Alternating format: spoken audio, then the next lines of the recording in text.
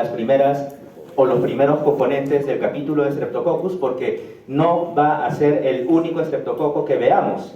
Tenemos luego Streptococcus pyogenes, Streptococcus pneumoniae, el famoso neumococo, ¿correcto? Entonces, esos Streptococos son bacterias que tienen una clasificación particular, ¿no? Dependiendo de su hemólisis, si son alfa-hemolíticos, beta-hemolíticos, dependiendo de el tipo de antígeno que tengan. Por ejemplo, la clasificación de Lancefield, cuáles son los estreptococos del grupo A, del grupo B, del grupo etcétera, ¿no? Entonces, el que me acaban de decir Streptococcus galactiae, ¿a qué grupo pertenece? Y esto les decía que es importante que puedan tener en cuenta porque, por ejemplo, ¿no? En un examen no vaya a ser que les pregunten Streptococcus del grupo A, ¿no? Y no vayan a decir, pues ese nunca me han enseñado, ¿no?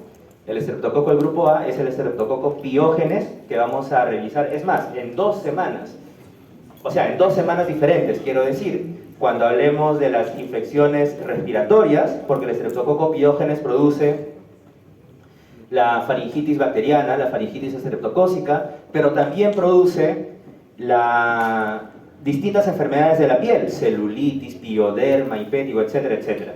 Entonces, son varios estreptococos que son bacterias que vamos a ver durante la asignatura. Entonces es importante que vayamos fijando esos conceptos.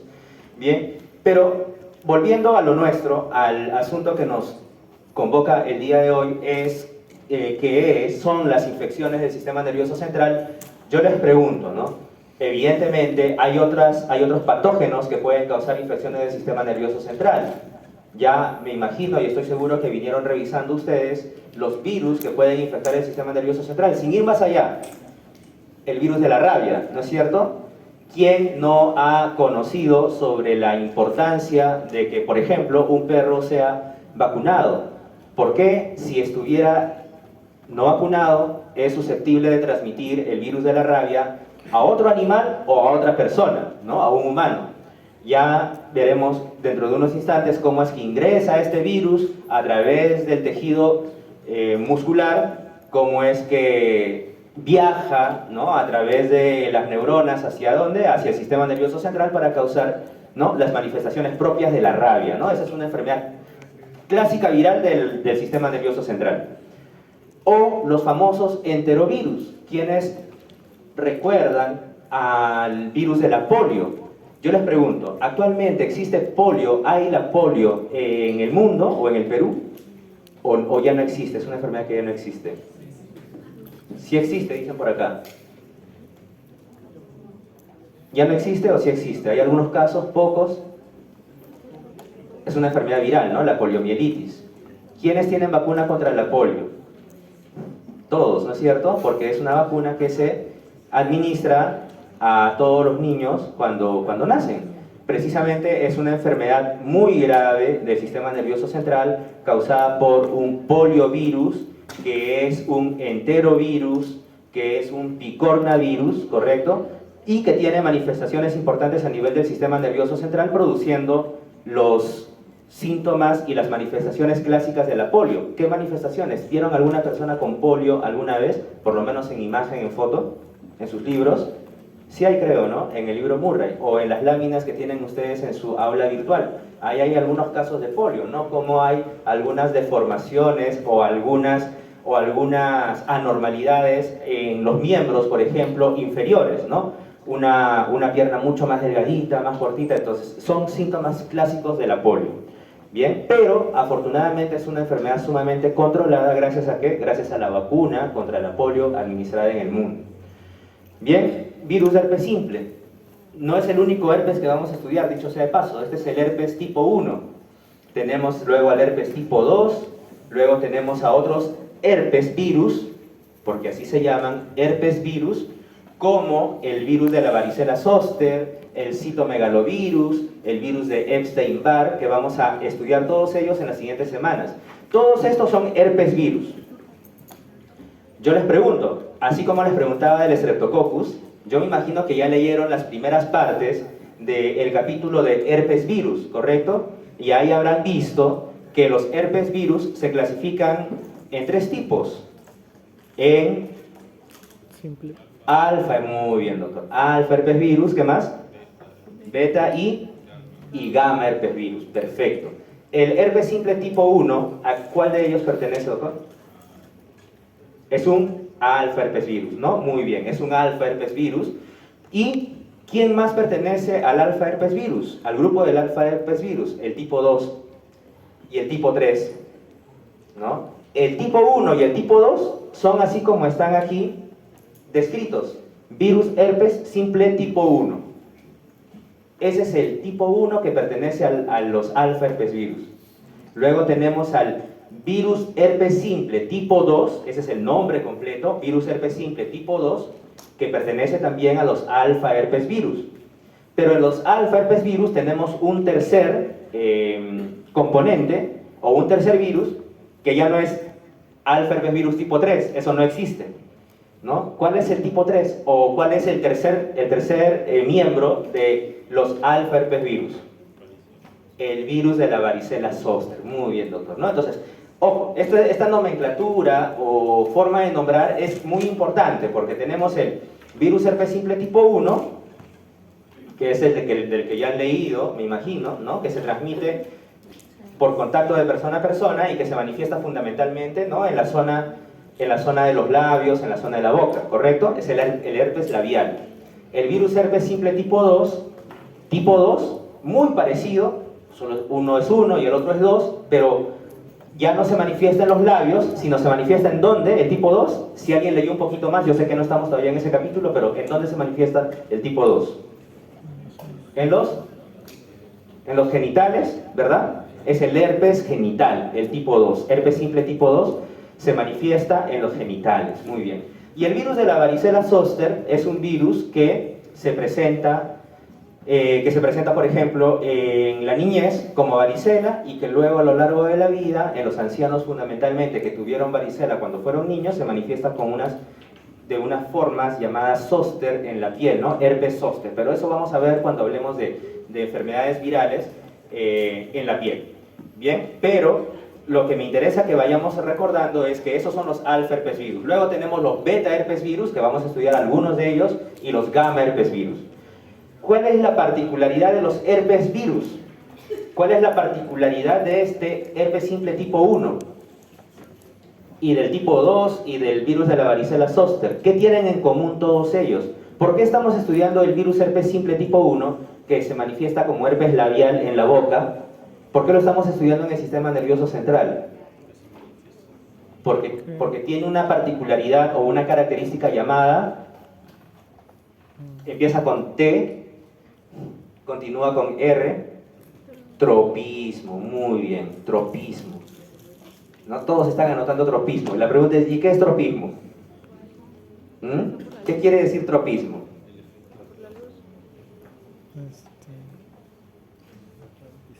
Tropismo es sinónimo, si ustedes quieren, de afinidad, ¿no? Por ejemplo, estos virus los estudiamos en sistema nervioso central, o por lo menos. ¿Por qué? Porque tiene un tropismo, ¿con qué? Con el sistema nervioso central. Son virus neurotrópicos. Son virus neurotrópicos, es decir, que son virus con tropismo hacia las células del sistema nervioso, o son virus con afinidad a las neuronas, ¿no? Por eso es que estos virus pueden, si bien es cierto, nos infectan en los labios, en la boca, ¿no? El herpes labial, pero luego, ya vamos a ver en unos instantes, puede viajar a través del sistema nervioso central a través del sistema nervioso por las neuronas hacia el sistema nervioso central para causar ¿qué cosa?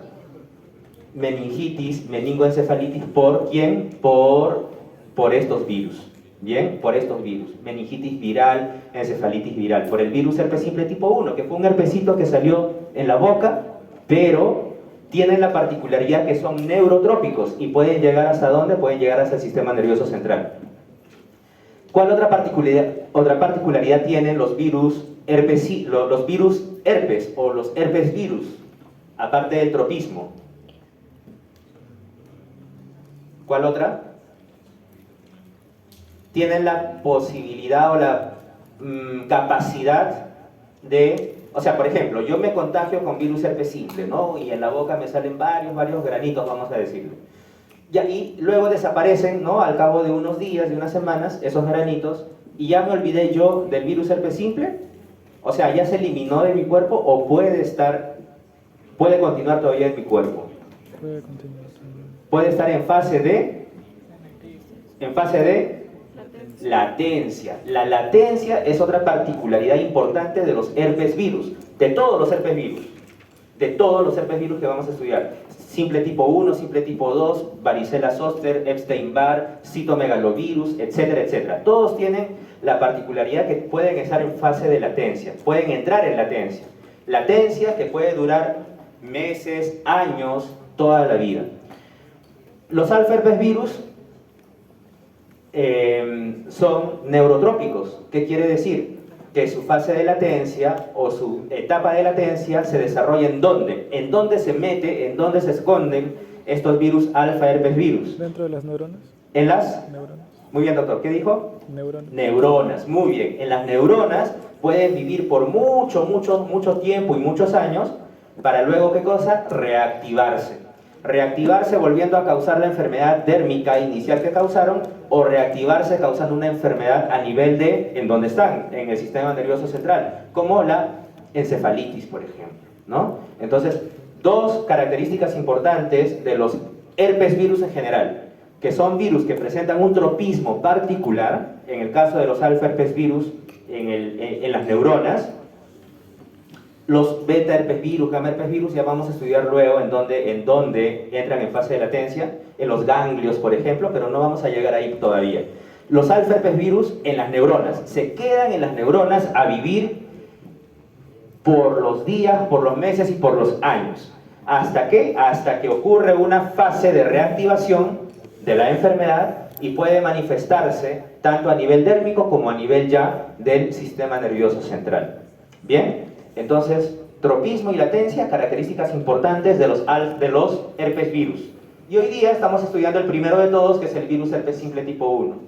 El virus de la rabia, ¿no? Ya decíamos, todos tenemos mascotas, a todos nos gustan las mascotas, etcétera, etcétera. Están vacunadas las mascotas, ¿no es cierto? Pero ¿qué pasaría si nos muerde un perro que no está vacunado? Un perro que tiene rabia. Nos va a transmitir el virus de la rabia. ¿En dónde está el virus de la rabia en el perro? En la saliva, muy bien, el virus de la rabia, ¿no? Es un virus.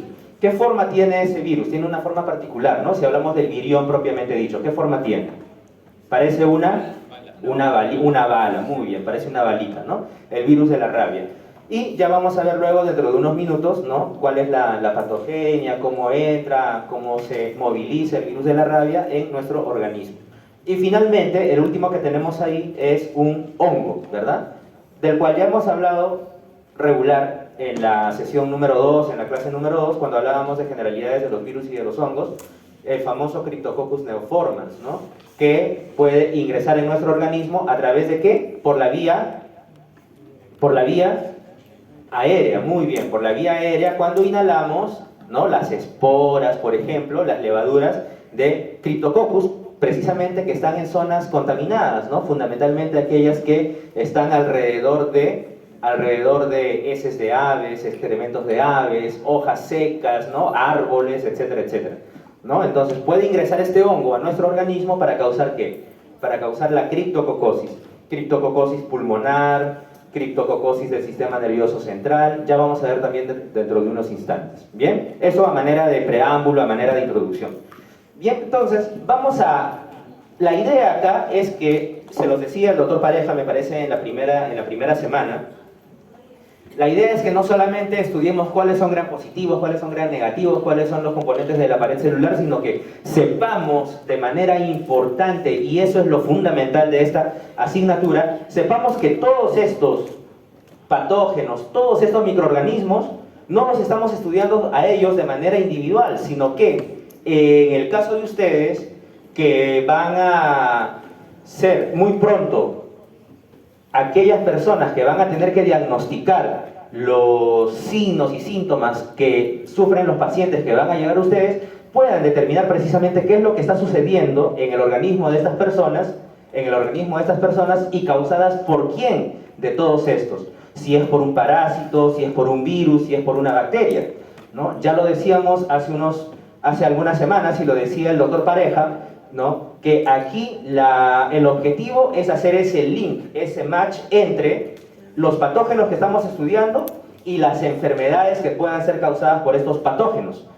Y en el medio de estos patógenos con la enfermedad, ¿qué hay ahí en el medio? Hay algo importante que se llama mecanismo patogénico, ¿no es cierto? Mecanismo patogénico, causado fundamentalmente por los famosos factores de virulencia que presentan cada uno de estos patógenos que estamos estudiando. Entonces, siendo así, vamos a revisar este problema de microbiología, ¿no? Como siempre decimos, a ustedes les van a traer problemas, porque el paciente va a decir, doctor, tengo esto, no tengo esto, me duele aquí, me duele allá, ¿qué será? ¿No? ¿Qué será? Pueden ser 50.000 cosas, ¿no es cierto? Pueden ser 50.000 cosas. Entonces, ese es un problema que van a tener que resolver ustedes. Primero, ¿qué cosa? Haciendo ¿qué? Observando al paciente, ¿no es cierto? ¿Qué es lo que tiene? ¿Dónde le duele? ¿Qué le duele? Segundo, ¿qué más? Preguntando. Si no preguntan, no van a saber de dónde viene, qué es lo que comió, si sus papás tuvieron lo mismo, qué antecedentes tiene, etc. Tercero, solicitando análisis de laboratorio. ¿Para qué? Para hacer mediciones de distintos parámetros que les van a indicar a ustedes o les van a hacer reconfirmar si efectivamente se trata de uno u otro patógeno que pueda ser el causante. ¿Qué más? ¿Qué más? ¿Qué más? Dentro de los exámenes de laboratorio están los cultivos, por ejemplo, ¿no? Si se trata de una bacteria, o los análisis correspondientes para ver si se trata de un virus, de un hongo, etc. Entonces, todo eso es la investigación que tienen que hacer para resolver ese problema de microbiología. Muy bien. Entonces, vamos a ver qué dice este primer problema de microbiología. ¿Alguien de acá sería tan amable de ayudarme, por favor? Doctora, ¿usted me ayudaría, por favor, si fuera tan amable? Relato del caso, dice ahí. Durante un periodo de 4 semanas, en agosto, en un condado rural de medio oeste de Estados Unidos, 29 personas de edades comprendidas entre los 9 y los 15 años presentaron un inicio súbito de fiebre, cefalea, rigidez de nuca y fotofobia. Algunos pacientes habían tenido diarrea durante algunos días previos a la cefalea. Estudios de la tomografía del cráneo es normal. Muy bien, hasta ahí. Perfecto, muy bien, doctora. Entonces, acá tenemos un relato súper corto, ¿no? Que nos habla, en primer lugar, ¿de qué? De una infección grupal, ¿no es cierto?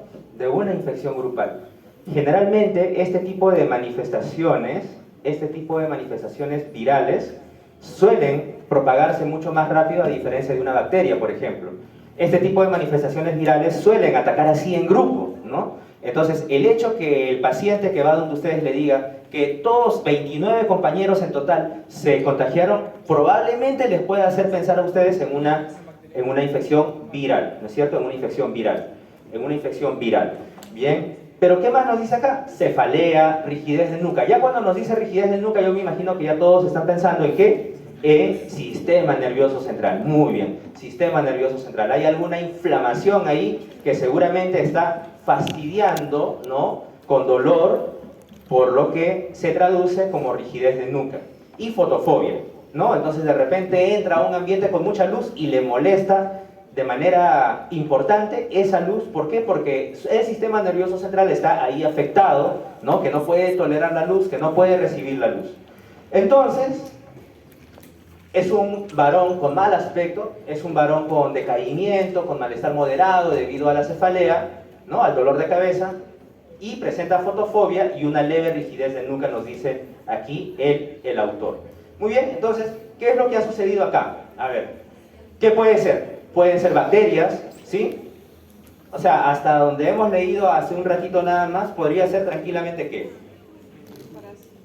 Un parásito también, podría ser ¿qué? Listeria, ¿sí? Listeria, si nos dijera que ha comido algo tal vez, ¿no es cierto? Listeria monocitogenes, Neisseria meningitidis, ¿no? Si bien es cierto, no nos dice que presenta acá, por ejemplo, algunas manifestaciones en ¿dónde? En la piel, ¿no? Pero podría ser de repente que estaba a punto de presentarlas todavía, ¿no es cierto?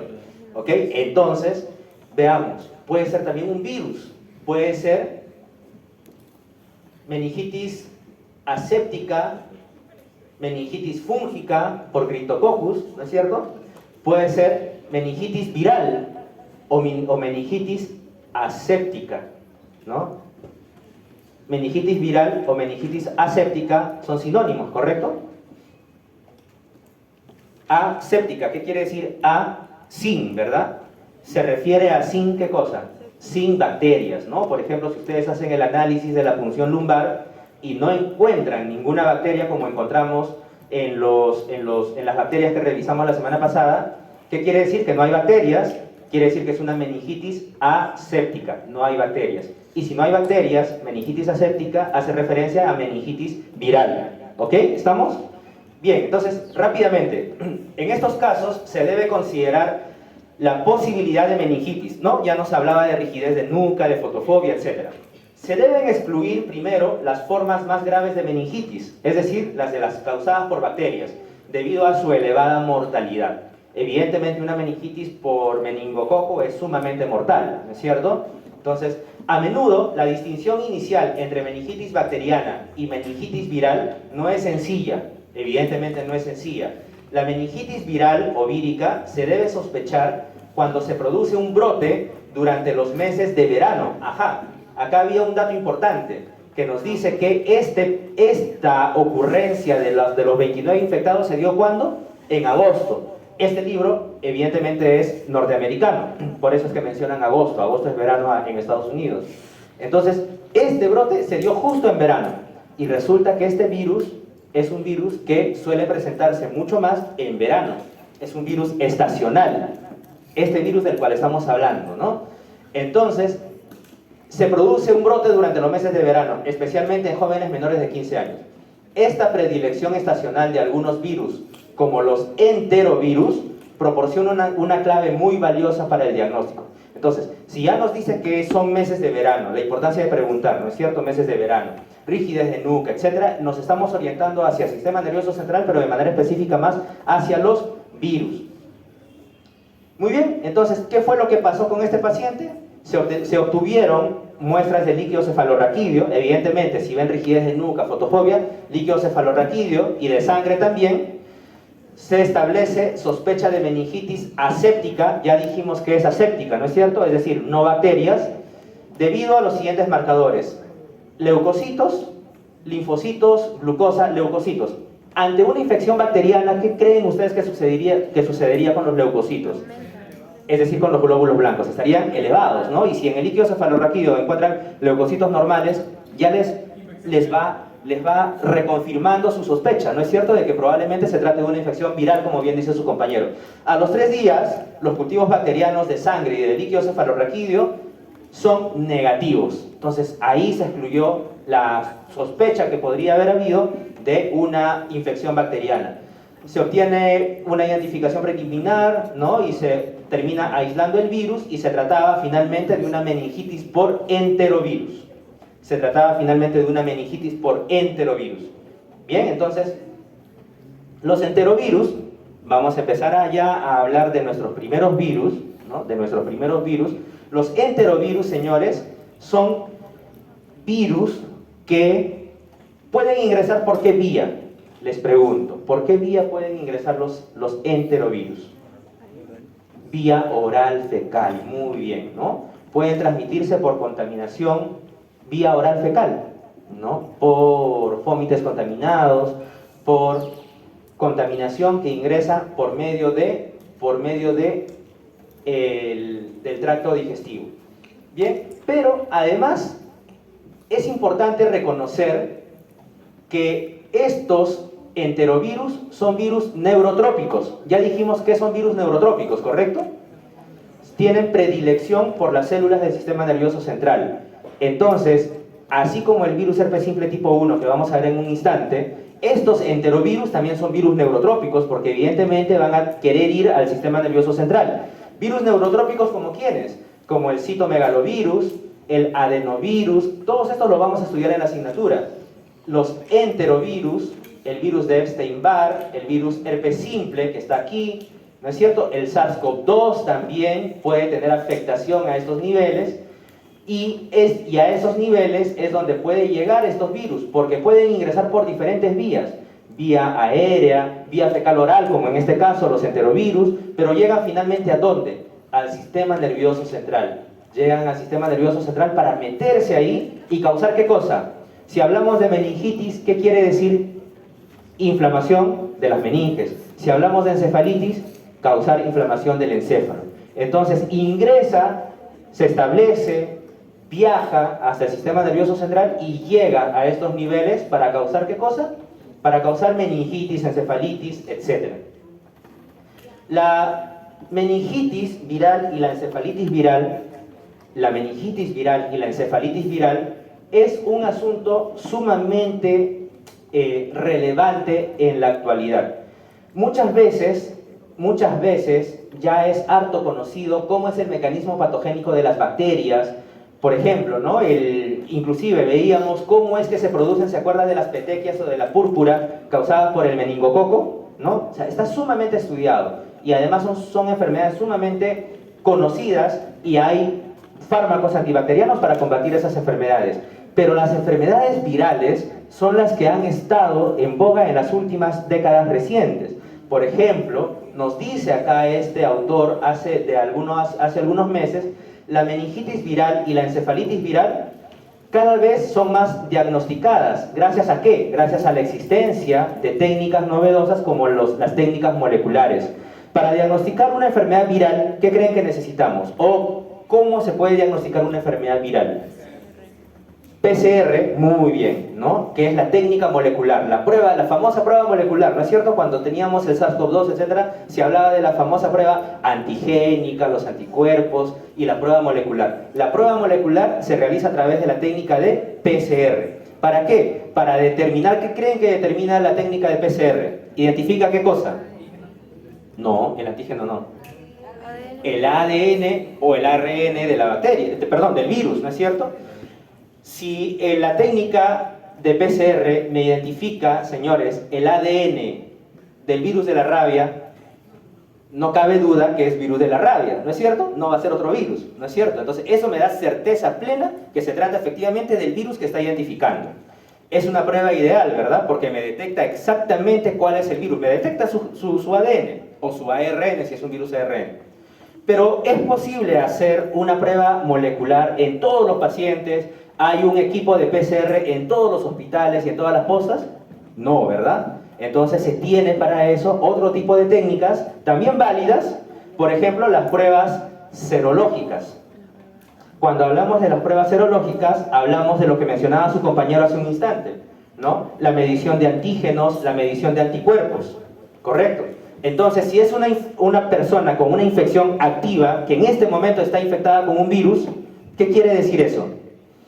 Que podemos encontrar antígenos o anticuerpos. Antígenos por lo pronto, ¿correcto? Pero si es una persona que de repente ya pasó la enfermedad viral, ya se recuperó, etcétera, a lo largo del tiempo, de los días, de los meses, ¿qué podremos encontrar? ¿Antígenos o anticuerpos? Anticuerpos, muy bien, con una prueba serológica. Entonces, ese tipo de mecanismos, ese tipo de pruebas nos pueden ayudar a determinar, ¿no?, si una persona está infectada con un virus, o es con otro virus, o es con otro tipo de patógeno. Estamos. Entonces, acá lo que está ocurriendo, señores, es que las pruebas moleculares han ayudado en gran manera, en primer lugar, a reconocer estas enfermedades virales, y también, evidentemente, no solamente las pruebas moleculares, sino también las pruebas serológicas. Porque, además, a diferencia de las bacterias, por ejemplo, que para distintas bacterias hay fármacos específicos, hay muchas enfermedades virales que no tienen fármacos antivirales específicos. Por ejemplo, yo les pregunto, ¿hay algún antiviral para el SARS-CoV-2? ¿Hay alguna pastilla que podamos tomar, así como tomamos amoxicilina para una enfermedad bacteriana, hay una pastilla que podamos tomar como antiviral para el SARS-CoV-2? No. O para, por ejemplo, ¿qué está ahora? El dengue. ¿Hay algún antiviral que digamos, este antiviral es para el dengue? No, ¿verdad? Entonces, el desarrollo terapéutico para las enfermedades virales todavía es un nicho de conocimiento, es un nicho de descubrimiento. Estas enfermedades virales suelen presentarse, como se conoce, por brotes. Pueden ser enfermedades emergentes o reemergentes. ¿Cuáles, por ejemplo? El virus dengue, el virus Zika, el virus del Nilo Oeste, los enterovirus. Acá están los enterovirus. Los enterovirus pueden presentarse a manera de brotes. ¿Qué son brotes? Son apariciones repentinas, bruscas, en un lugar geográfico específico, como ese caso que leíamos al inicio, ¿no? Que decía, un grupo de 29 personas, 30 personas resultó infectada. Ese es un brote. Luego de un brote, ¿qué puede venir, creen ustedes? Una pandemia. No, todavía, una pandemia todavía, ¿no? Una epidemia, muy bien, una epidemia, ¿no? Una epidemia, luego una endemia, ¿no? Podemos tener una zona endémica, por ejemplo, ¿no es cierto? Una zona endémica. Y luego ya tenemos una pandemia que ya a nivel global, ¿sí? Entonces, pero todo parte por un brote, por ejemplo, como en estos casos que nos dice para este tipo de virus. Bien, entonces es importante reconocer esa característica de los virus. En primer lugar, que actualmente se están estudiando mucho más, a diferencia de las bacterias que tal vez por su composición morfológica eran mucho más sencillas de estudiar antes, pero ahora se tienen nuevas técnicas, no solamente para estudiarlas, sino también para detectarlas. Pero la diferencia también con las bacterias es que las bacterias, hay fármacos antibacterianos conocidos, se han usado tanto que inclusive ahora se habla de la resistencia a los fármacos antibacterianos, ¿no es cierto? ¿Han escuchado de la resistencia a los antibióticos? Es porque tanto se ha usado para las bacterias que las bacterias ya se hicieron resistentes a esos fármacos. En cambio, los virus no muchas veces tienen un fármaco específico para ser tratados. Bien, entonces por ejemplo el dengue, ¿no? El dengue, ¿qué le daría a una persona con dengue? No queda de otra que darle solamente paracetamol, ¿correcto? Para que baje la fiebre, para apaciguar los dolores, porque el dengue es una enfermedad que se presenta con unos dolores son los peores dolores que podría haber musculares, musculoesqueléticos en una persona, y de dolor de cabeza también, ¿no? Pero ¿qué más? ¿Qué más se podría hacer si no hay nada que se le pueda dar, ¿no? Mantenerlo en observación, en UCI, si ustedes quieren, si se agrava, etcétera, pero nada más. Bien, entonces los enterovirus pertenecen a la familia de los picornavirus, Picornaviridae, ¿no es cierto? Vamos a estudiar muchos picornavirus, dicho sea de paso. Los picornavirus son los virus más pequeñitos que hay, ¿no? Pueden recordarse, por ejemplo, de la palabra pico. ¿Qué significa pico? Pequeñito, ¿no es cierto? Súper pequeño. Bien, entonces, estos virus pueden ser los famosos poliovirus, el virus Coxsackie. ¿Han visto o han leído ya sobre la enfermedad mano-pie-boca? Ha escuchado, dice, ¿no? Pero no ha leído en su libro todavía. Muy bien. La enfermedad mano-pie-boca es causada por estos virus Coxsackie, o los ecovirus, o el virus de la polio, o aquellos enterovirus que pueden causar, ¿qué cosa? Que pueden causar meningitis por enterovirus, ¿no? En la familia de los picornavirus vamos a estudiar luego, más adelante, el virus de la hepatitis A, por ejemplo. El virus de la hepatitis A es un picornavirus que se parece estructuralmente mucho a los enterovirus que vamos a revisar el día de hoy. Los enterovirus, señores, son virus ¿de qué tipo? ¿ADN o ARN? ARN, muy bien. Esto es muy importante porque les decía, creo yo, en la segunda sesión, que si entendemos cómo es la forma y el comportamiento de un virus ARN cuando ingresa a una célula, y lo mismo un virus ADN, vamos a entender todos los virus que vamos a estudiar en la asignatura. ¿Por qué? La mayoría de ellos se comportan de forma muy similar. Los ARN hacen lo mismo dentro de la célula y los ADN hacen lo mismo dentro de la célula. ¿Cuál es más, o quién tiene una estructura más compleja? ¿Un virus ARN o ADN? ARN, ¿no? Como este de acá. Ahí está el ARN, ¿no? Es una tira, parece una tira de varias proteínas, ¿correcto?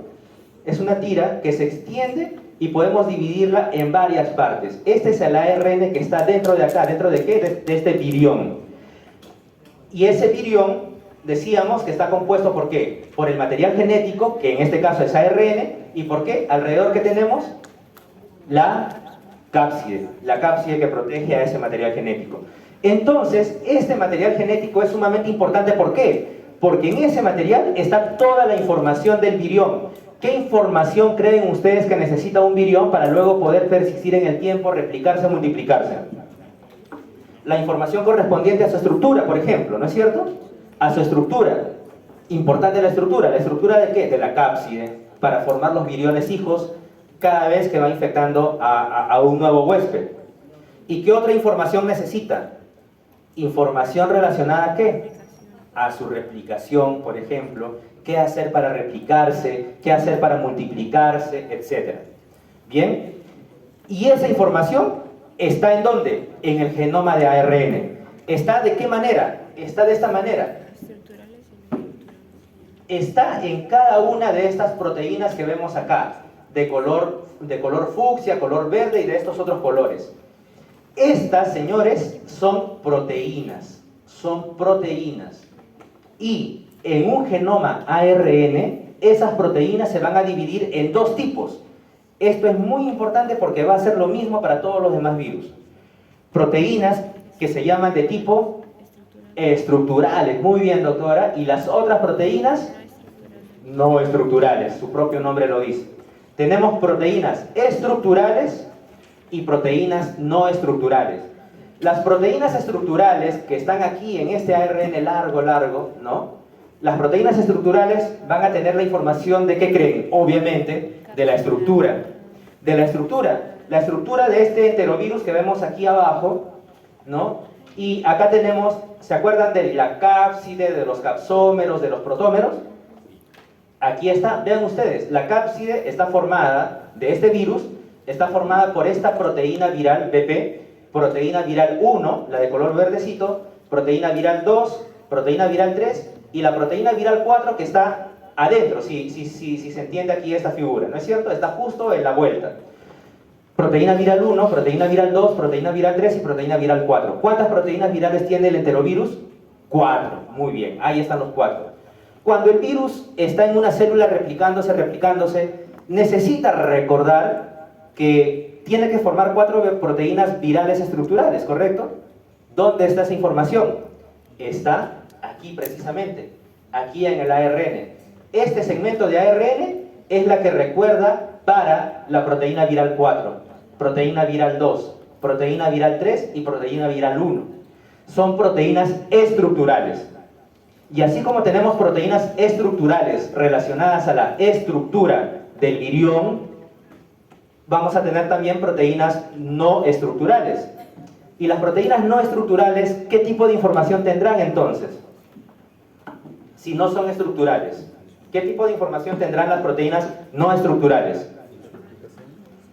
Información relacionada a la replicación, información relacionada a la multiplicación de estos virus, porque ya tenemos la información relacionada a la estructura, pero el virus necesita ingresar a un huésped, a una célula huésped, ¿correcto? Necesita iniciar un proceso de replicación. ¿Quién tiene esa información de cómo hacerlo? Las proteínas no estructurales.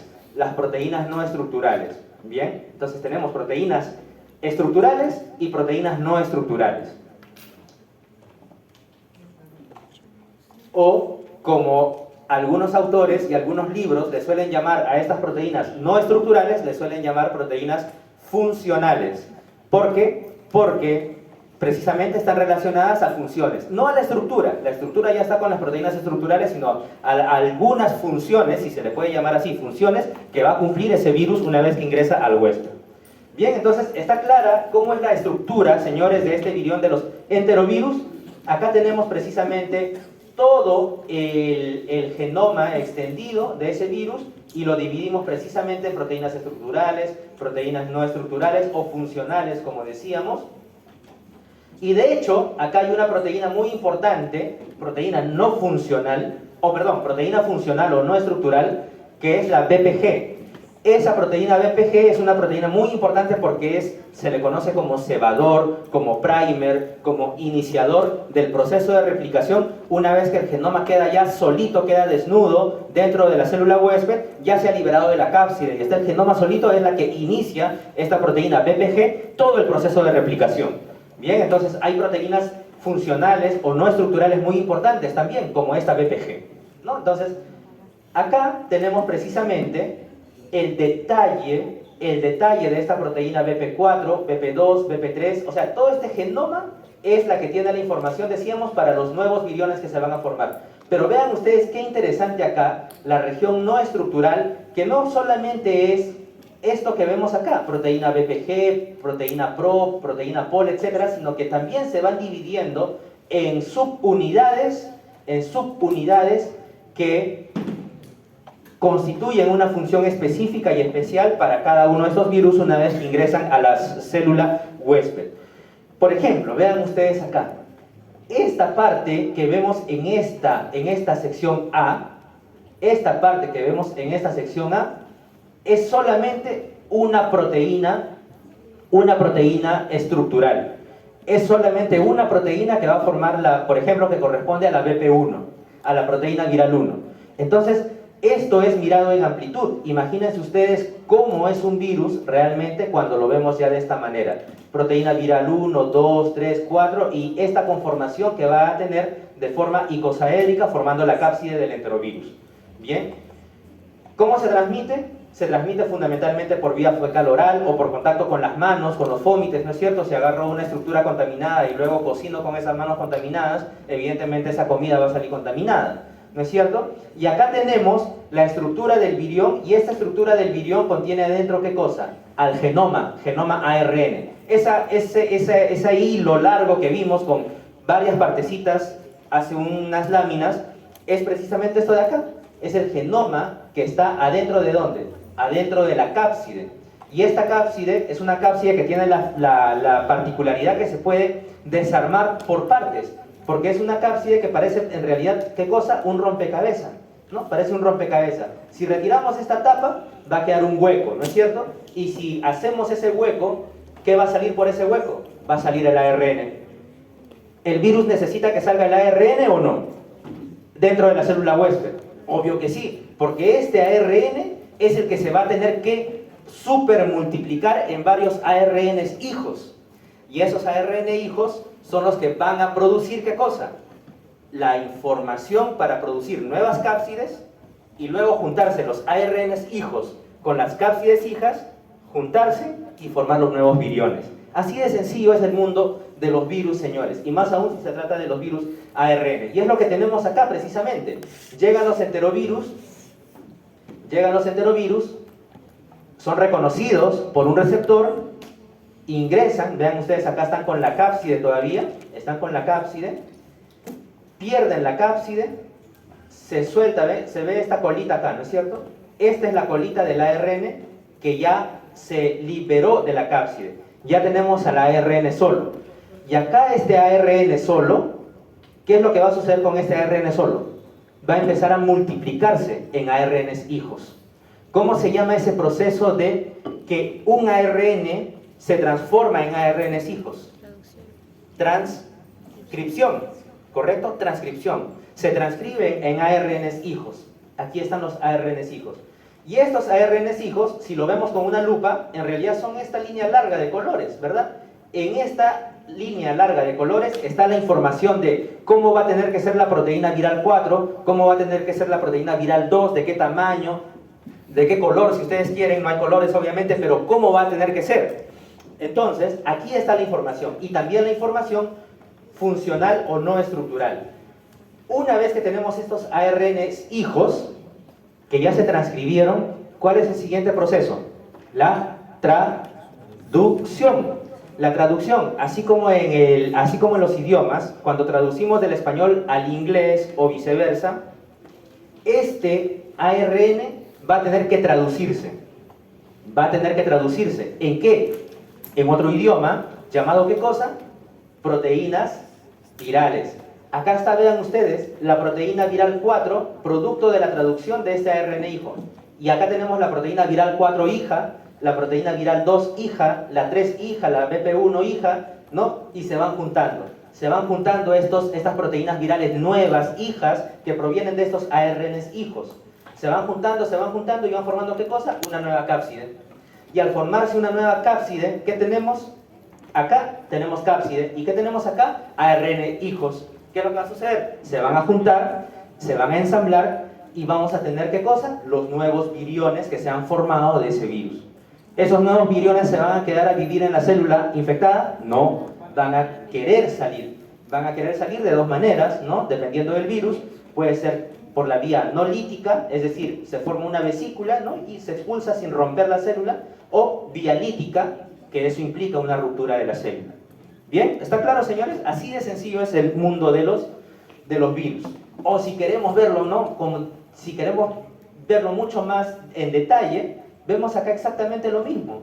Llega aquí el enterovirus, ingresa, se internaliza por endocitosis, acá todavía está la cápside, correcto, pero esa cápside va a liberar finalmente al ARN, aquí está el ARN. El ARN se libera de esta vesícula que se había formado, el ARN queda solito en el citoplasma y va a transcribirse ¿en dónde? ¿En el citoplasma o en el núcleo de la célula? Este ARN. Señores, ¿este ARN en dónde se va a transcribir? ¿En el citoplasma o en el núcleo de la célula? En el citoplasma, ¿no? ¿Por qué? Porque, como regla, ¿no? Como regla, obviamente toda regla tiene sus excepciones, pero como regla y como cultura general, los virus ARN se replican en el citoplasma. Señores, los virus ARN se replican en el citoplasma. Aquí tenemos al ARN que se está replicando en el citoplasma. El núcleo está por acá abajo todavía, vean ustedes, de color verde. En cambio, ¿quiénes tienen que ingresar al núcleo para replicarse? Los que son de virus tipo ADN. Virus ADN se replica en el núcleo. Virus ARN se replica en el citoplasma. Eso como regla general entonces, señores. ¿Bien? Entonces, todo esto que hemos mencionado en la lámina anterior ocurre aquí, en el citoplasma precisamente. Se libera el ARN y ese virus ARN empieza su replicación. ¿Para qué? Para luego poder traducirse.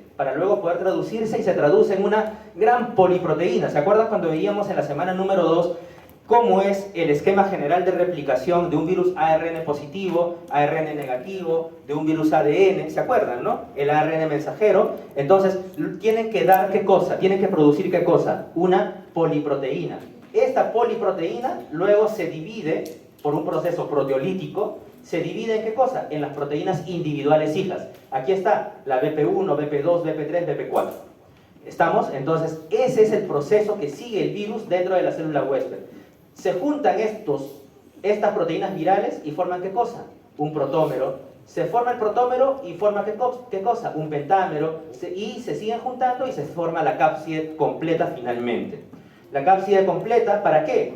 Para unirse, ¿con quiénes? Con los que vienen acá, ¿no? Con los que vienen acá, los virus, o los genomas ARN hijos, y acá tenemos finalmente el virión maduro, que va a viajar ¿hacia dónde? Hacia la superficie de la célula, para salir por una vía no lítica o por una vía lítica. Señores, ¿estamos? ¿Qué producen estos enterovirus? Enfermedades muy graves, como la polio. Esta es una representación, vean ustedes, ¿no? 1580 a.C. 1580 a.C., ¿no? En Egipto. Vean ustedes cómo ya habían representaciones de una persona con polio, una pierna muy flácida, débil, etcétera, ¿no? Más delgadita. Entonces, polio. Se controló en el mundo gracias a la aparición de la vacuna contra la polio. Esta es la poliomielitis, ¿no? Poliomielitis. ¿Afectación de qué? De la mielina, ¿no es cierto? Afectación de la mielina, poliomielitis. Pero también podemos tener enfermedades que afectan de manera especial ¿a dónde? A las amígdalas, a nivel del sistema digestivo, que luego el virus puede viajar por el torrente sanguíneo y llegar finalmente al sistema nervioso central. ¿Para qué? Para llegar a la barrera hematoencefálica, poder atravesarla y poder internalizarse en el sistema nervioso central. Vean ustedes cómo tenemos aquí al enterovirus, ¿no? Que llega y es reconocido por estos receptores de vimentina. Tenemos al enterovirus que llega, se internaliza, como decíamos hace unos instantes, y puede atravesar, ¿no? Esta barrera para llegar al endotelio cerebral.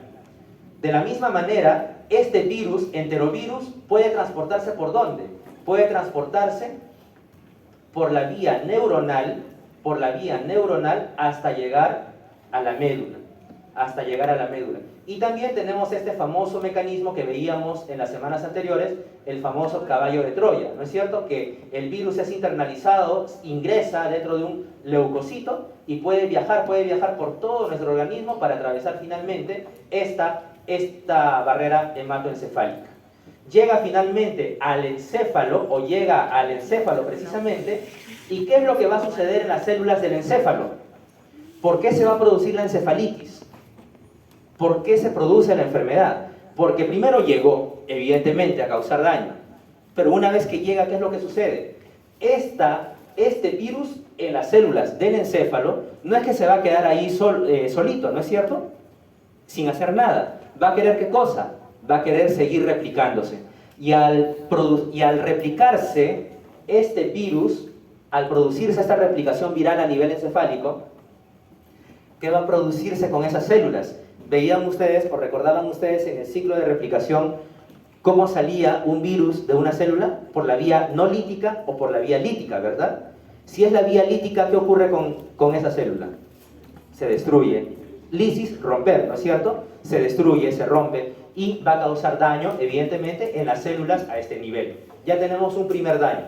¿Qué otro tipo de daño? Estando el virus a este nivel, ¿qué creen que va a hacer nuestro sistema inmune? Va a ir a ver primero qué es lo que está sucediendo, ¿verdad? Va a ir a ver qué es lo que está pasando.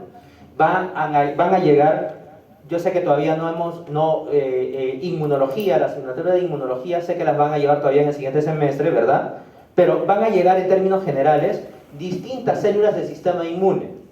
Estas células del sistema inmune, señores, van a producir estas sustancias llamadas mediadores inflamatorios.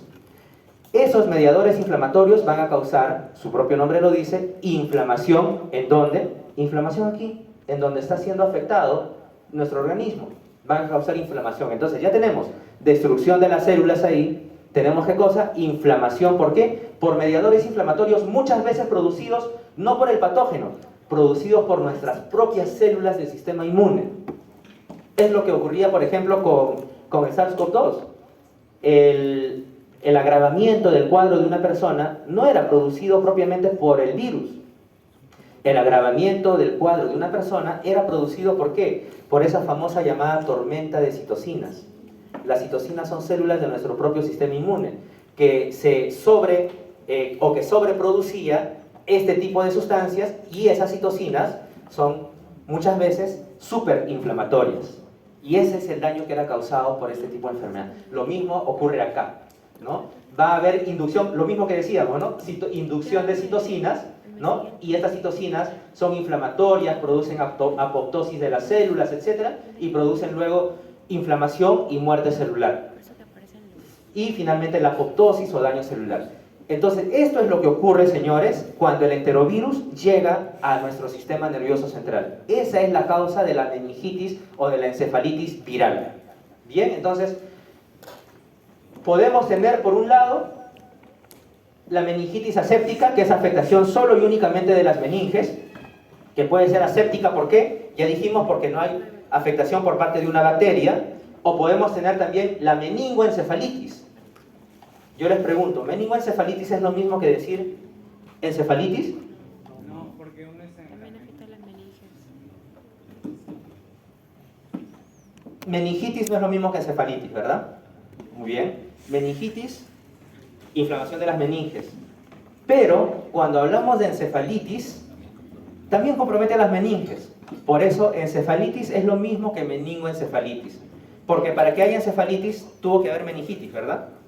Entonces, meningoencefalitis es lo mismo que lo que ustedes van a encontrar en los textos como encefalitis. ¿Bien? Entonces, esa diferencia es importante. Por un lado, meningitis, eso sí es de un solo tipo, pero por el otro lado tenemos a la encefalitis o meningoencefalitis. Solamente para que sepan que pueden encontrar en los textos de ambas formas, son sinónimos, meningoencefalitis o encefalitis. ¿Bien? Estas manifestaciones, señores, pueden presentarse así como veíamos a la poliomielitis, así como veíamos también a la meningitis, pero también pueden presentarse manifestaciones a nivel dérmico por los virus Coxsackie, el Coxsackie A, Coxsackie B, por ejemplo, la enfermedad mano-pie-boca. Ya hemos visto por qué se produce la poliomielitis, ¿no? Afectación de la mielina, por qué se produce la meningitis, ¿no? Hemos visto ahí con la imagen del cerebro, etcétera. Pero yo les pregunto, ¿y por qué se produce esta enfermedad mano-pie-boca por un enterovirus? Eso es tarea para la casa. Ahí está. Lesiones vesiculosas, ¿no es cierto? Propias del síndrome mano-pie-boca, pero en localizaciones atípicas. El síndrome mano-pie-boca se produce fundamentalmente en niños, ¿no? En niños, por ahí creo que alguien decía, ¿no? A mi sobrinita le dio. Se produce precisamente en niños. ¿Bien? O lesiones vesiculosas características del síndrome mano-pie-boca. Bien, entonces decíamos que la meningitis aséptica, señores, está claro, ¿verdad? Es la meningitis viral. ¿No? Estamos hoy día como que definiendo términos, ¿no es cierto? Entonces, es meningitis viral. ¿Cómo nos dice este autor que se define a la meningitis aséptica? A la meningitis aséptica se le define como,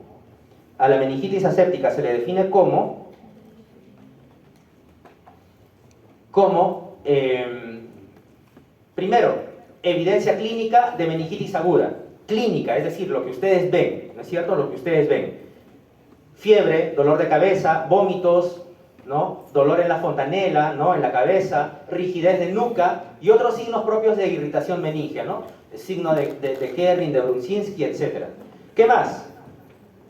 Disminución de leucocitos en el líquido cefalorraquídeo. Si no hay leucocitos en el líquido cefalorraquídeo, ¿qué quiere decir? Meningitis aséptica también. Se le define también y todo esto junto, ausencia de microorganismos en una tinción de Gram. Si ustedes tiñen esa muestra en Gram, no hay nada, pues meningitis aséptica. Y obviamente un cultivo en una placa Petri, un cultivo negativo para bacterias. Todo esto es meningitis aséptica, ¿no? Signos, líquido cefalorraquídeo, cultivo en una placa Petri y tinción de Gram, negativa también. No hay bacterias. Esa es meningitis aséptica o meningitis viral. ¿Bien? Decíamos que la meningitis aséptica y la encefalitis o meningoencefalitis tienen algunas semejanzas y algunas diferencias. La meningitis, señores, la meningitis, ojo con esto, se caracteriza por la aparición de dolor de cabeza, signos meningios, Kernin-Brunzinski, es decir, aquello que me duele, aquello físico, si le quieren dar un término. Me duele, ¿no es cierto? Me duele, está inflamado. Dolor de cabeza, etc. Pero la encefalitis se presenta con estos dolores, pero además algo adicional. Porque hay afectación ya no solo de las meninges, sino del encéfalo. ¿Qué es aquello adicional? Además, compromiso parenquimatoso que se traduce en ¿qué? En daño cognitivo. Ya no de dolor, me duele el cuello, ya no, sino ¿qué más? Fotofobia, convulsiones, confusión, ¿no es cierto? Desorientación. ¿Se entiende la diferencia? Meningitis es fundamentalmente físico, dolor de cuello, dolor de nuca. Pero ya cuando hay encefalitis, sigue habiendo ese dolor de cuello y dolor de nuca, pero además se añade compromiso cognitivo, si ustedes quieren, compromiso parenquimatoso, que se traduce en fotofobia, irritación, convulsiones, mareos, etc. ¿Estamos? Bien, así de sencillo. A ver, un minuto para hacer una pausa, ¿bien? Y vamos al siguiente virus en los siguientes 20 minutos para poder terminar.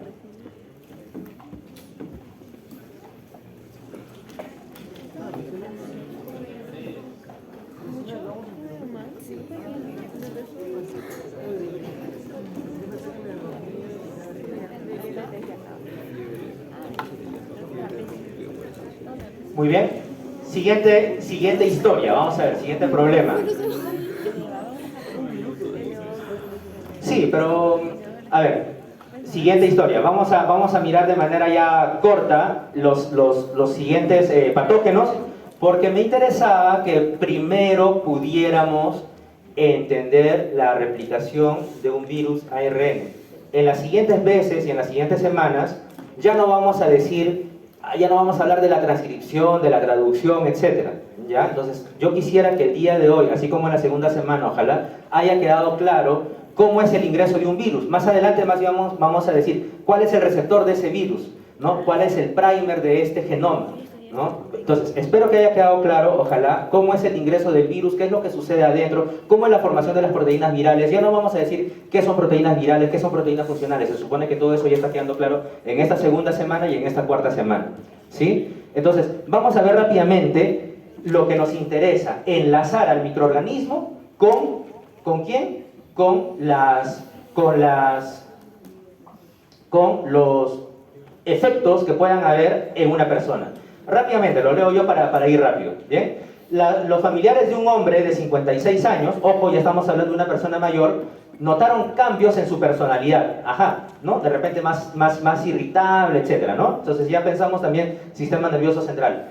Además, presenta lo que decíamos, irritabilidad, confusión. También desarrolla episodios de fiebre y cefalea y ha ido perdiendo progresivamente la capacidad de realizar actividades cotidianas. El paciente es trasladado por su esposa al servicio de emergencia tras haber notado debilidad en el lado izquierdo y haberle visto sufrir una convulsión. Presenta debilidad en el brazo izquierdo y pierna izquierda. ¿Qué quiere decir? Puede haber afectación en el sistema nervioso central. Muy bien. Pueden ser distintas bacterias, puede ser algún virus, puede ser algún hongo, también meningoencefalitis o encefalitis criptocócica.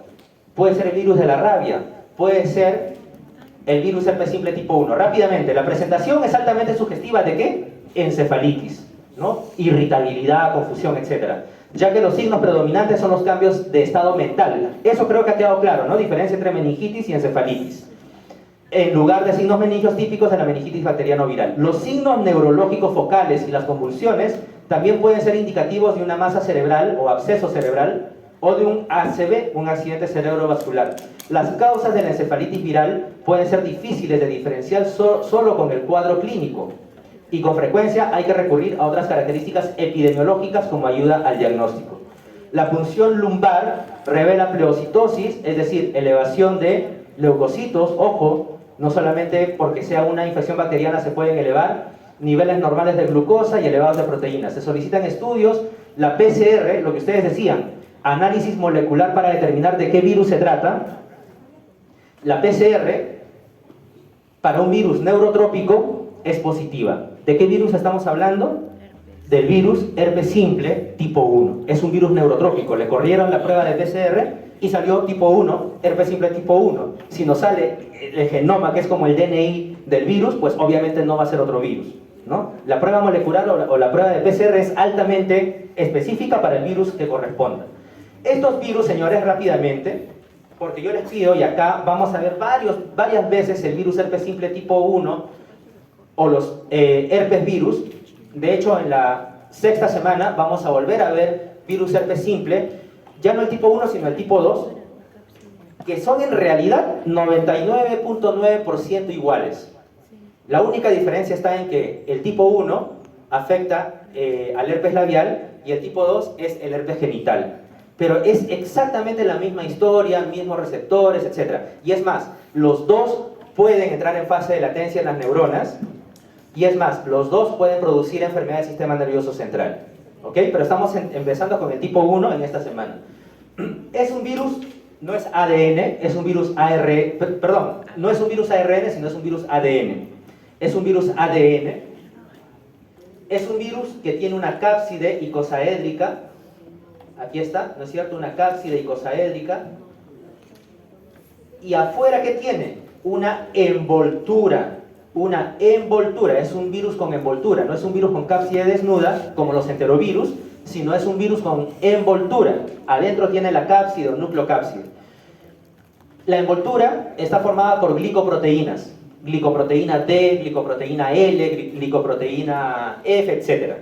Esas glicoproteínas van a ser importantes ¿para qué? Para reconocer al receptor de la célula que va a infectar, ¿no es cierto? Se van a enganchar ahí para que el virus entre a la célula. Una característica importante de los herpes virus es que, o del virus herpes simple, es que entre la nucleocápside que tenemos acá, de color anaranjado, ¿verdad? Y la envoltura que vemos acá afuera, ¿no? Hay qué cosa, estos puntitos, ¿no es cierto? Estas proteínas, ¿no? Amorfas, desordenadas. ¿Cómo se llama esa parte? Tegumento. Tegumento, se llama tegumento. Son propios o propias de los alfa herpes, perdón, de los herpes virus, el herpes simple tipo 1, herpes simple tipo 2, etc. Bien, estos alfa herpes virus, señores, van a necesitar a las proteínas del tegumento. ¿Para qué? ¿Para qué creen que están todas estas proteínas, esta masa amorfa, como dicen los libros, ¿no? Masa amorfa de puras proteínas, ¿entre dónde? Entre la envoltura y entre la cápside. Estas proteínas son las que van a ayudar, le van a hacer un caminito al virus cuando ingresa por la superficie de la célula infectada. ¿Este virus hasta dónde quiere llegar? ¿Hasta el citoplasma o hasta el núcleo? Hasta el núcleo, ¿por qué? Porque es un virus ADN, muy bien. Entonces tiene que viajar todo el citoplasma. Si queremos decirlo en palabras sencillas, para que no se pierda en el camino, estas proteínas de tegumento son las que le van haciendo el caminito al virus para que llegue al núcleo. ¿Quién? Para que llegue al núcleo de la célula, quiero decir, el núcleo del virus. O sea, esta cápside, perdón, del virus tiene que llegar hasta el núcleo de la célula, y para que no se pierdan en el camino, el tegumento le va haciendo le va marcando el camino, valga la redundancia. Bien, la encefalitis por el virus herpes simple tipo 1 es más común en adultos, y por el virus herpes simple tipo 2 es más común en los infantes. Los dos pueden causar encefalitis. ¿Qué quiere decir? Que la encefalitis por el virus herpes simple tipo 2 puede transmitirse de madre a niño, ¿no es cierto? Puede transmitirse de madre a niño. Entonces, esto es para revisar y para debatir. Las glicoproteínas, la glicoproteína D, glicoproteína H, L, B, etc., todas ellas van a servir para ser reconocidas por el receptor correspondiente, fundamentalmente la glicoproteína D. La glicoproteína D es una glicoproteína que es la primera, que va a ser reconocida acá cuando llega el virus a la célula. ¿A qué célula? A las células epiteliales. Llega el virus a las células epiteliales. Y una vez que ingresa este virus a las células epiteliales, vean ustedes cómo acá pierde la envoltura y queda en el citoplasma. ¿Quién queda? Solamente la cápside solita. La cápside viaja, ¿hasta dónde? Hasta el núcleo. Hasta el núcleo. ¿Quién le ayudó en ese viaje hasta el núcleo? Las proteínas del tegumento. Muy bien. Llega la cápside hasta el núcleo, a la superficie nuclear, a la membrana nuclear, y en la membrana nuclear hay lo que se conocen como poros nucleares. Aquí en este poro nuclear, que es como un huequito en el núcleo, ¿qué es lo que va a suceder? ¿Va a entrar la cápside o no va a entrar la cápside? No entra la cápside se queda afuera. ¿Entra quién cosa por el poro? Entra solamente el ADN. Muy bien. Entonces ahí empieza el proceso de replicación del ADN dentro del núcleo de la célula infectada. Ustedes recuerdan de la semana 2 que ese ADN tiene que transformarse ¿en qué cosa? En ARN, ¿verdad? Porque el ARN es el que finalmente se va a traducir en poliproteínas para luego dar lugar a las proteínas individuales. Entonces este ADN, vean ustedes cómo ingresa al núcleo de la célula, y esta replicación o esta transcripción del ADN de herpes virus es muy particular. ¿Por qué? Y esto es muy importante. Porque no es que se replica y ya está. Esa replicación se realiza en 3 pasos. En 3 pasos. Tenemos primero que se forma el alfa ARN, el beta ARN y el gamma ARN. Es decir, el ADN va a traducirse ¿en qué? Va a transcribirse ¿en qué? En ARN, ¿no es cierto? Necesita. Ese ARN primero es el alfa ARN, luego tenemos el beta ARN y el gamma ARN. ¿Por qué es importante eso? Dirán. Es muy importante, pregunta de examen, porque el alfa ARN es el que codifica las proteínas preliminares para dar paso luego a todo el proceso de replicación. El alfa ARN son las proteínas de replicación temprana. Son las proteínas de replicación temprana. Bien, temprana inmediatas. Temprana inmediatas. Así, temprana inmediatas o iniciales inmediatas, como dicen algunos libros. El alfa ARN. Luego tenemos al beta ARN, que va a producir más bien las proteínas propias de la replicación temprana, ya no temprana inmediatas, sino temprana nada más solitas. Aquí es donde se van a formar los ARN hijos, ¿bien? Los ARN hijos, en los beta ARN. Y luego tenemos a los gamma ARN, que son las proteínas de replicación tardías. Y las proteínas de replicación tardías son las que van a producir ¿qué cosa? Las proteínas estructurales. Las proteínas estructurales. ¿Está clara esa diferencia? Alfa, beta y gamma, que es un proceso de replicación de 3 pasos. El alfa son las proteínas de replicación temprana e inmediatas. Son las iniciadoras, si ustedes quieren. ¿Para qué? Para dar luego paso a las beta, que son las proteínas de replicación temprana, así a secas, ya no temprana e inmediata, sino temprana, que están relacionadas a la replicación del genoma. Y luego tenemos a las gamma proteínas o a gamma ARN, que están relacionadas a la producción de las proteínas estructurales. Se forma todo esto, señores, se forma todo esto. Muchas de las proteínas estructurales van a ir ¿a dónde? Van a ir a la superficie de la célula infectada. Y una vez están en la superficie de la célula infectada, van a ir a encontrarse con la cápside que se ha ido formando. Estas glicoproteínas, vean ustedes cómo se encuentran con las cápsides nuevas, ¿no? Ya saben ustedes, la unión de genoma con cápside y con glicoproteínas de la envoltura. Se forma esta estructura, ¿no? Esta vesícula, y los virus son liberados por exocitosis. Acá ocurre algo muy importante. Cuando el virus está infectando el epitelio a donde ha llegado, ¿qué es lo que tenemos acá en el epitelio, en la epidermis? Tenemos terminaciones neuronales, ¿no? De las neuronas de la periferia. Ese virus se va a internalizar en la neurona. Tiene la posibilidad, imaginémonos en palabras sencillas, yo me infecto con herpes en los labios. Esas neuronas que llegan hasta esa zona pueden atraer, atrapar, pueden internalizar a ese virus que está en mis labios. Y una vez que es internalizado en las neuronas, puede vivir ahí por mucho tiempo. Mucho tiempo. Una vez que ese virus vive por mucho tiempo, se dice que está en fase de latencia. ¿Hasta qué? Hasta que llega una etapa en la cual mi cuerpo no va a ser el mismo de inmunocompetente toda la vida, ¿no? Va a llegar una etapa en la que voy a presentar alguna debilidad inmunológica.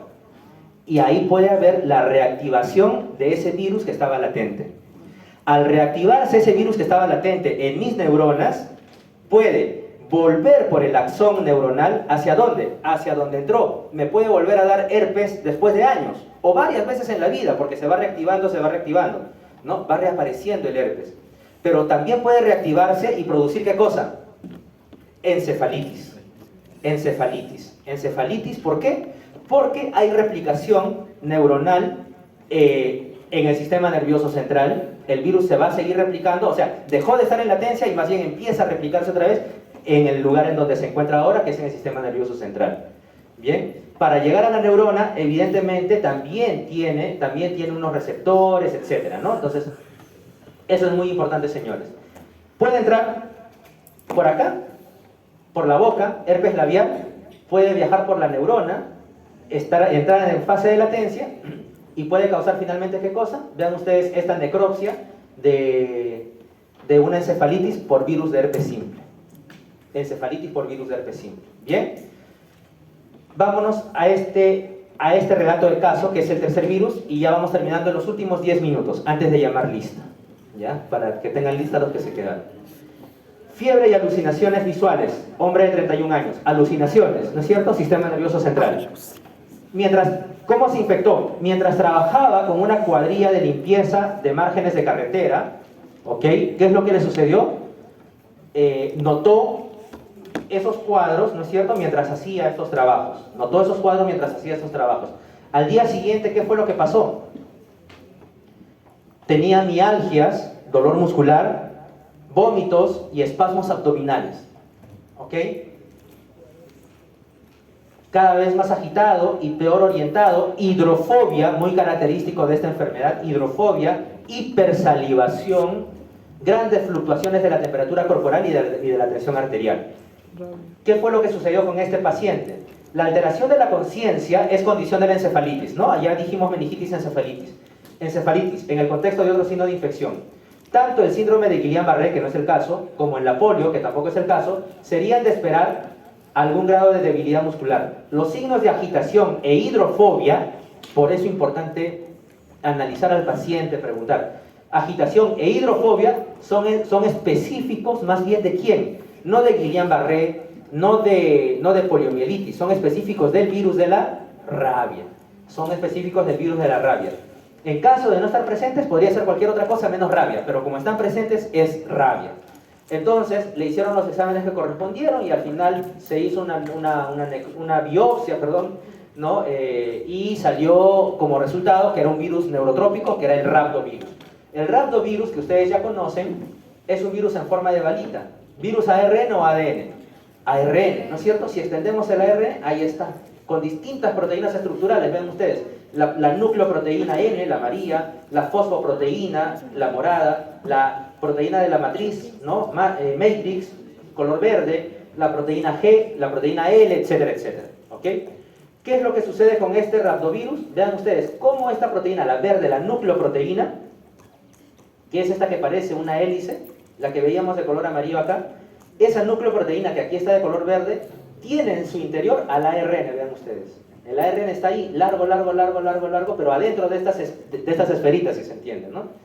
Bien, ¿qué es lo que sucede? En palabras sencillas, y con esto vamos a terminar rhabdovirus, con esta lámina nada más. Tenemos animales infectados, como perros y otros tipos similares de animales, carnívoros, que pueden morder a una persona, ¿no? Exposición a una mordedura, dice acá. Exposición a una mordedura. ¿Qué es lo que sucede cuando somos mordidos por uno de estos animales infectados? Infección. ¿Cómo nos infectamos? A través de la saliva del animal infectado. ¿Qué es lo que va a suceder acá, señores? Esa saliva infectada, nos dice esta ruta, esa saliva infectada ingresa ¿en dónde? En los músculos que tienen la herida, en los músculos heridos. Nos mordió en el brazo, entra la saliva por ahí, y la saliva tiene el virus, y el virus entra ¿a dónde? A nuestro músculo, y empieza a multiplicarse ahí. Pero ahí no termina la historia. En contacto con los músculos que tenemos, neuronas. Esos virus se unen a los receptores que se encuentran en la unión neuromuscular, los receptores específicamente de los receptores de acetilcolina y los receptores nicotínicos, y una vez que hay ese intercambio músculo-neurona, el virus procede a través de los axones a viajar al sistema nervioso central. Ese virus de la rabia que ingresó por una mordedura viaja por el axón al sistema nervioso central, y en el sistema nervioso central también sigue replicándose el virus, se replica en las neuronas motoras, en la médula espinal y en los ganglios, y produce ¿qué cosa? Una infección a nivel cerebral. Infección a nivel cerebral, a nivel del hipocampo, a nivel del cerebelo, produciendo ¿qué cosa? Produciendo afectación nuevamente cerebral, y el virus puede viajar ¿hacia dónde? Puede viajar inclusive hacia las glándulas salivales de la persona infectada. Puede viajar hacia las glándulas salivales de la persona infectada, ¿para qué cosa? Para producir hipersalivación, ¿no es cierto?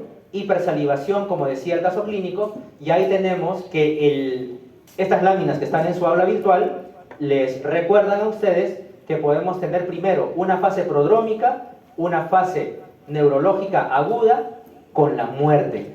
El virus de la rabia produce una enfermedad mortal, señores, una enfermedad mortal. Primero tenemos una fase prodrómica, y aprovecho solamente para definir el término. ¿Qué es prodrómica o qué es un pródromo? Una fase prodrómica es una fase en la que se presentan signos y síntomas inespecíficos, o sea, fiebre, prurito, ¿no? Fiebre, prurito, o sea, fiebre, prurito y dolor de cabeza, que puede ser 50.000 cosas, ¿no es cierto? Esa es la fase prodrómica de una enfermedad, ¿no? Síntomas inespecíficos. Pero luego de la fase prodrómica tenemos la fase ya de síntomas específicos, sea que se trate de la rabia furiosa, que así se le llama a este tipo de rabia, o sea que se trate de la rabia paralítica, que son los dos tipos. ¿Bien? Y finalmente, solamente termino con el caso, porque esto ya lo hemos visto en la semana 2, no vamos a ahondar en ello. Persona de 45 años trasladado al servicio de urgencias de un hospital general. ¿Qué presenta? Fiebre, cefalea, náuseas, vómitos y alteración del estado mental, sistema nervioso central. Rigidez de nuca y signo de Kerning positivo. Señores, esta persona está presentando infección por Cryptococcus neoformans. Solamente 2 minutos, ¿ya? Cryptococcus neoformans, que ya habrán leído ustedes en el libro, que tenemos 3 tipos de variedades. Cryptococcus neoformans, variedad Gruby, variedad neoformans, que viene a ser el neoformans propiamente dicho, y la variedad Gatti. Gruby, serotipo A, neoformans propiamente dicho, serotipo D, y Gatti, serotipo B y C. Señores, en Perú, ¿qué podemos encontrar? El A. Gruby. Gruby y neoformans propiamente dicho, ¿no? Son de extensión mundial, a diferencia del Gatti, que son solamente en estas áreas tropicales. Perú no entra como área tropical, ¿no? Entonces, variedad Gruby y el variedad neoformans, que es el neoformans propiamente dicho. No vamos a ahondar, sino solamente recordar la cápsula. ¿De qué está compuesta la cápsula? Está compuesta de, pregunta de examen, es una cápsula de polisacáridos, ¿verdad? ¿Qué polisacáridos? Glucoronoxilomanano y galactosilomanano. Está en el libro. Glucoronoxilomanano y galactosilomanano, pero quiero que lo sepan. ¿Dónde encontramos este hongo? En los restos de heces, en las hojas secas. ¿Por qué? Porque en estos restos de heces, ¿qué hay, señores? Muchas veces hay insectos que están infectados con este hongo. Vienen los pajaritos, se comen a esos insectos, se comen al hongo, ¿no es cierto? ¿Y qué excretan estos pajaritos? En sus heces, el hongo. Excretan el hongo. Se forman las levaduras, crecen las... ¿Cuál es la otra fase de los hongos? Las hifas. Producen nuevas hifas. ¿Y qué es lo que ocurre con estas hifas? Viene una persona por ahí caminando y se infecta. Se infecta. Si la persona está adecuadamente inmunocompetente, va a eliminar el hongo, no pasó nada. Pero si está inmunocomprometida, ese hongo puede crecer aquí a nivel pulmonar, puede viajar por la sangre hasta el cerebro, puede atravesar la barrera hematoencefálica. Acuérdense ustedes estos mecanismos: transhistosis, parasitosis y caballo de Troya, y puede causar meningitis criptocócica. ¿Por qué factores de virulencia? Sobrevivencia a macrófagos, sobrevivencia a la fagocitosis, la producción de melanina. Ya me dirán ustedes y verán en el libro por qué es importante la melanina como factor de virulencia para Cryptococcus, la producción de manitol, ¿no es cierto? Aquí están cuáles son las importancias de cada uno de estos factores de virulencia para producir criptococosis pulmonar o criptococosis del sistema nervioso central. En aquellas personas inmunocompetentes, más bien el Cryptococcus queda controlado por este tipo de células del sistema inmune. Y con eso terminamos el día de hoy, y más bien para que puedan revisar esa información en su libro de Murray. Yo quiero tomarme solamente 1 minuto nada más para llamar